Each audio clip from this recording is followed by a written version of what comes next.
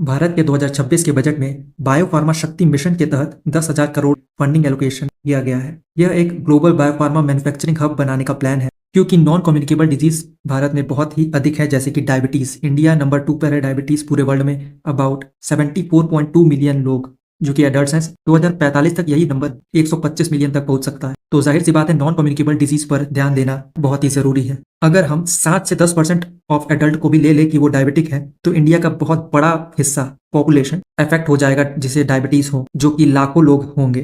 तो हम देख सकते हैं कि टोटल इकोनॉमिक बर्डन हो सकता है summation of pi into CI. Pi यानी कि प्रेवलेंस नंबर ऑफ पेशेंट कितने हैं, सीआई मतलब कि एवरेज कॉस्ट पर पेशेंट उस डिजीज के कितने हैं, जैसे कि कैंसर हो गया या डायबिटीज हो गया। क्योंकि डायबिटीज का प्रेवलेंस बहुत अधिक है, पॉपुलेशन बहुत अधिक है, लेकिन कॉस्ट जो है मॉडरेट है as compare to other two like cancer और जेनेटिक डिसऑर्डर्स। जबकि कैंसर का प्रेवलेंस थोड़ा सा लो है और जेनेटिक डिसऑर्डर का और लो, लेकिन सबसे अधिक जो कॉस्ट है वो है जेनेटिक डिसऑर्डर का, फिर कैंसर का, फिर डायबिटीज का। यानी कि हम ये कह सकते हैं कि वह कंडीशन जिसमें डिजीज बहुत कम कॉमन होंगी, लेकिन उसका जो ट्रीटमेंट रहेगा वो बहुत एक्सपेंसिव हो सकता है, जिसकी वजह से ह्यूज इकोनॉमिक बर्डन होगा।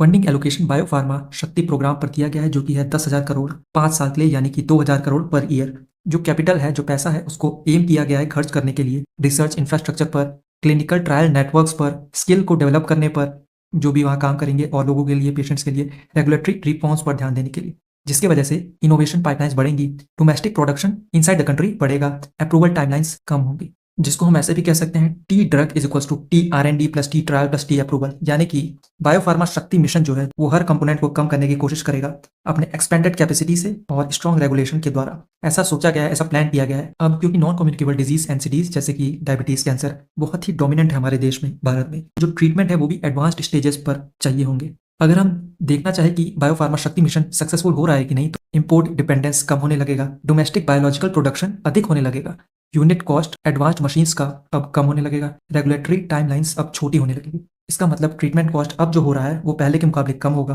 अप्रूवल टाइम जो लगता था पहले के मुकाबले अब कम लगेगा। अगर ये सब चीज हम देख सकेंगे तो इसका मतलब बायोफार्मा शक्ति प्रोग्राम सक्सेसफुल हो रहा है।